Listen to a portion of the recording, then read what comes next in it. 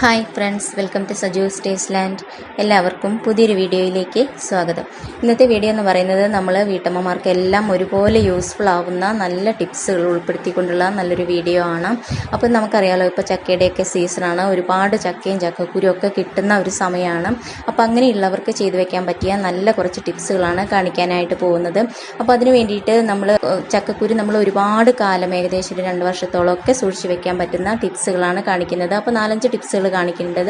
അപ്പോൾ അതിന് വേണ്ടിയിട്ട് നമ്മൾ ആദ്യം തന്നെ ചക്കക്കുരു നമുക്ക് എത്രത്തോളം വേണം അത്രയും തന്നെ നമ്മൾ നന്നായിട്ട്, ഇപ്പോൾ പഴുത്ത ചക്കയൊക്കെ ആണെന്നുണ്ടെങ്കിൽ അതിൻ്റെ കുരു നമ്മൾ അതിൻ്റെ പോളയൊക്കെ കളഞ്ഞിട്ട് നന്നായിട്ടൊന്ന് കഴുകിയെടുത്തതിന് ശേഷം ഇതേപോലെ വെയിലത്തിട്ട് ഉണക്കുക കേട്ടോ. അപ്പോൾ വെയിലത്ത് ഉണക്കാൻ പറ്റിയിട്ടില്ല എന്നുണ്ടെങ്കിൽ നമ്മൾ നന്നായിട്ട് വാഷ് ചെയ്തതിന് ശേഷം അതിലുള്ള വെള്ളമൊക്കെ നല്ലൊരു തുണി കൊണ്ട് തുടച്ച് കളഞ്ഞിട്ട് നമ്മൾ റൂമിൽ എവിടെയെങ്കിലും നന്നായിട്ട് നിരത്തിയിട്ടിട്ട് നന്നായിട്ടൊന്ന് ഉണക്കിയെടുക്കുക. ഒരു ദിവസമൊക്കെ ഒന്നിട്ടിട്ട് നന്നായിട്ട് ഒട്ടും തന്നെ നനവില്ലാന്ന് ഉറപ്പ് വരുത്തണം കേട്ടോ. അങ്ങനെയുള്ള ചക്കക്കുരുകൾ എടുക്കുമ്പോഴാണ് ഒട്ടും തന്നെ മുളയ്ക്കാതെയും ഒക്കെ ചെയ്യാതെയൊക്കെ നമുക്ക് കിട്ടുള്ളൂ. അപ്പോൾ അതിൽ നമുക്ക് ഇതേപോലെ കൊത്ത് തട്ടിയിട്ടുള്ള മുറിഞ്ഞു പോയിട്ടുള്ള ചക്കക്കുരു ഒക്കെ ഉണ്ടെന്നുണ്ടെങ്കിൽ അതൊക്കെ നമ്മൾ മാറ്റി വയ്ക്കുക. നമ്മൾ സൂക്ഷിച്ച് വെക്കാനായിട്ട് എടുക്കുന്നതിൽ നല്ല ഫ്രഷ് ആയിട്ടുള്ള ചക്കക്കുരുവാണ് നമ്മൾ എടുക്കേണ്ടത്.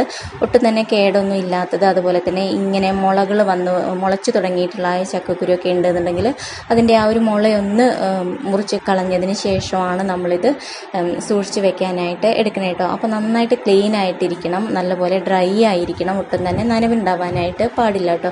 അപ്പോൾ ഇതിൽ നമ്മൾ നല്ല നല്ല ചക്കക്കുരുകൾ നോക്കിയിട്ടൊന്ന് സെപ്പറേറ്റ് ചെയ്തെടുക്കുകയാണ് ചെയ്യണത് കേട്ടോ.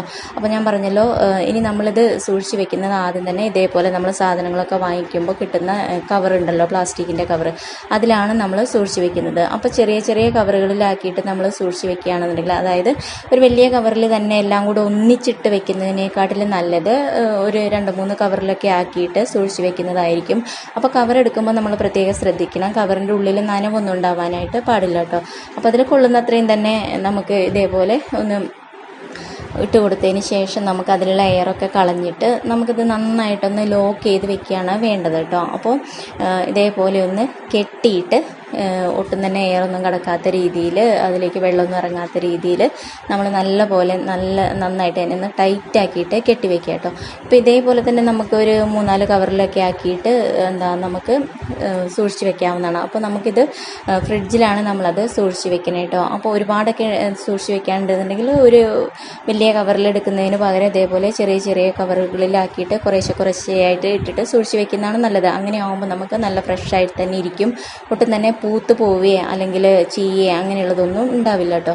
ഇനിയിപ്പോൾ അടുത്ത ടിപ്പ് എന്ന് പറയുന്നത് നമ്മൾ പേപ്പറിൽ സൂക്ഷിച്ച് വെക്കുന്നതാണ് കേട്ടോ. അപ്പോൾ നമുക്ക് ആവശ്യമുള്ള അത്രയും തന്നെ ഇതേപോലെ ന്യൂസ് പേപ്പറിലോ ഇതേപോലെ വലിയ പേപ്പറിൽ ഏതെങ്കിലും ഒരു പേപ്പറിലൊക്കെ ആക്കിയിട്ട് നമുക്ക് പൊതിഞ്ഞ് വെക്കാൻ പാകത്തിനാണ് നമ്മൾ ഇട്ട് കൊടുക്കേണ്ടത്. അപ്പോൾ അതിൽ നമ്മളിതേപോലെ നല്ല നല്ല കുരുക്കളൊക്കെ നോക്കിയിട്ട് വേണം നമ്മൾ എടുക്കാനായിട്ട് കേട്ടോ. മുളയൊക്കെ വന്നിട്ടുള്ളതാണെന്നുണ്ടെങ്കിൽ അതൊക്കെ ഒന്ന് പൊട്ടിച്ച് കളഞ്ഞതിന് ശേഷമാണ് എടുക്കേണ്ടത്. എന്നിട്ട് നമുക്കിത് നേരത്തെ പറഞ്ഞതുപോലെ തന്നെ പല പല പേപ്പറുകളിലാക്കിയിട്ട് കുറേശ്ശെയായിട്ട് ഇട്ടിട്ട് നമുക്ക് പൊതിഞ്ഞ് സൂക്ഷിച്ച് വെക്കാവുന്നതാണ്. എല്ലാം കൂടെ ഒന്നിച്ചിട്ടിട്ട് അങ്ങോട്ട് സൂക്ഷിച്ച് വെക്കരുത്. അപ്പോൾ ഇത് നമുക്ക് ഈ ഒരു രീതിയിൽ നമുക്ക് പുറത്ത് വേണമെന്നുണ്ടെങ്കിലും വെക്കാം കേട്ടോ. അപ്പോൾ ഫ്രിഡ്ജിൽ തന്നെ വെക്കണമെന്നില്ല, പുറത്ത് വെച്ചാലും കുറച്ച് ദിവസങ്ങളൊക്കെ കേടാവാതെ തന്നെ ഇരുന്നോളും. കേടാവാതെ എന്ന് വെച്ച് കഴിഞ്ഞാൽ ഉണങ്ങി പോവാതെ. ഇപ്പോൾ അറിയാലോ, നമുക്ക് പുറത്തൊക്കെ വെച്ച് കഴിഞ്ഞാൽ പെട്ടെന്ന് അതിൻ്റെ തൊലിയൊക്കെ ആകെ അങ്ങോട്ട് ഡ്രൈ ആയിട്ട് ഉണങ്ങിയിട്ട് ആ ഒരു ചക്കക്കുരുവിൻ്റെ ടേസ്റ്റ് തന്നെ മാറിപ്പോവാറുണ്ട്. അപ്പോൾ അങ്ങനെ സംഭവിക്കാതിരിക്കാനാണ് ഞാനിത് ഫ്രിഡ്ജിലാണ് സൂക്ഷിച്ച് വെക്കുന്നത്. ഫ്രീസറിലൊന്നല്ല, നമ്മൾ താഴത്തെ തട്ടിൽ എവിടെയെങ്കിലുമൊക്കെ ആയിട്ട് സൂക്ഷിച്ച് വെക്കുക കേട്ടോ. ഇതും നമുക്കിഷ്ടമുള്ള രീതിയിൽ 1-2-3 പേപ്പറുകളിലൊക്കെ ആയിട്ട് പൊതിഞ്ഞിട്ട് നമുക്ക് സൂക്ഷിച്ച് വെക്കാം. ഒട്ടും തന്നെ നനവ് തട്ടരുത്. ഫ്രിഡ്ജ് ഓഫായി പോയാൽ അതിലേക്ക് വെള്ളം ഇറങ്ങും. അപ്പോൾ അതൊക്കെ നമ്മൾ പ്രത്യേകം ശ്രദ്ധിക്കണം കേട്ടോ. ഇനി നമ്മൾ അടുത്ത ടിപ്പ് കാണിക്കാനായിട്ട് പോകുന്നത് ഇതേപോലെ നമുക്ക് ആവശ്യമുള്ളത്രയും നമ്മൾ എടുക്കുക കേട്ടോ. ഇപ്പോൾ കൊത്ത് തട്ടിയിട്ടുള്ളതൊക്കെ ആണെന്നുണ്ടെങ്കിൽ അതൊക്കെ ഒന്ന് മാറ്റിയിട്ട് എടുക്കുന്നതാണ് നല്ലത്. കൊത്ത് തട്ടിയിട്ടുള്ളത് നമ്മൾ എടുക്കുമ്പോൾ എന്താ പറയുക, പെട്ടെന്ന് തന്നെ അത് ചീഞ്ഞു പോകാനുള്ള ചാൻസ് ഉണ്ട് കേട്ടോ. എന്നിട്ട് നമുക്ക് ഇതേപോലെ സിബ്ലോക്ക് കവറിലാക്കിയിട്ടാണ് നമ്മൾ സൂക്ഷിച്ച് വെക്കുന്നത് കേട്ടോ. അപ്പോൾ അത് നന്നായിട്ട് തന്നെ ലോക്കായിരുന്നോളും. അപ്പോൾ നമുക്ക് കൊള്ളുന്ന അത്രയും തന്നെ ഇതിലേക്ക് ഇട്ട് വെക്കാം.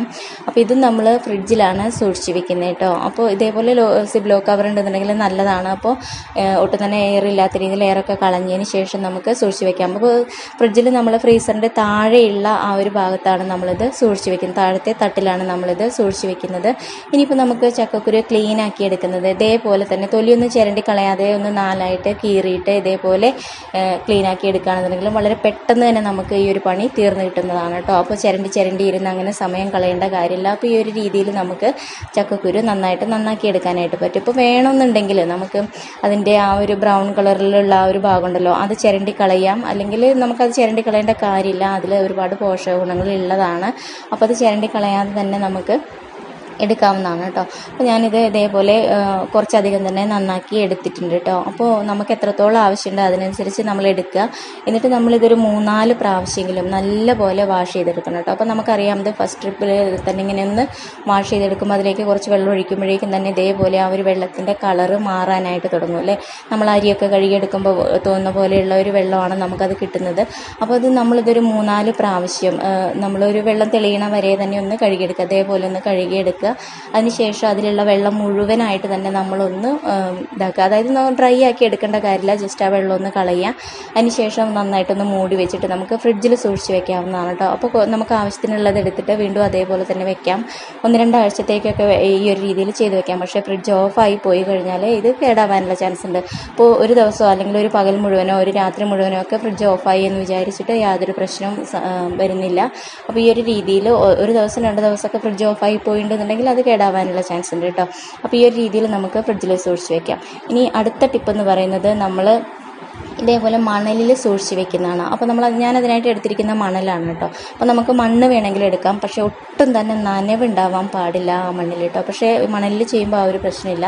അപ്പോൾ അഥവാ ചെറിയ നനവൊക്കെ ഉണ്ടെന്നുണ്ടെങ്കിൽ നമ്മൾ വെയിലത്തിട്ടിട്ട്, ഇപ്പോൾ കുറച്ചൊക്കെ വെയിൽ കിട്ടുന്ന ഒരു സമയമാണ് ഉണ്ടല്ലോ, അപ്പോൾ വെയിലത്തിട്ടിട്ട് ഒന്ന് ഉണക്കിയിട്ടെടുക്കുക മണലൊക്കെ. എന്നിട്ട് നമുക്കിനി ആവശ്യമായിട്ടുള്ളത് ഇതേപോലെ ഒരു മൺചട്ടിയാണ് കേട്ടോ.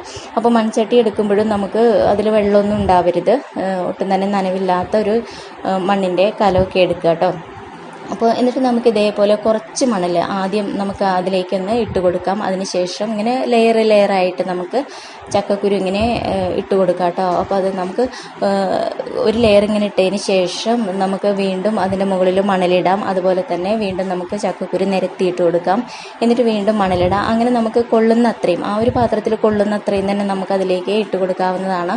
അപ്പോൾ വലിയ മൺകലമൊക്കെ ഉള്ളവരാണെന്നുണ്ടെങ്കിൽ നമുക്ക് ഒരുപാട് ഒന്നിൽ തന്നെ ഇട്ടിട്ട് അങ്ങനെ സൂക്ഷിച്ച് വെക്കാവുന്നതാണ്.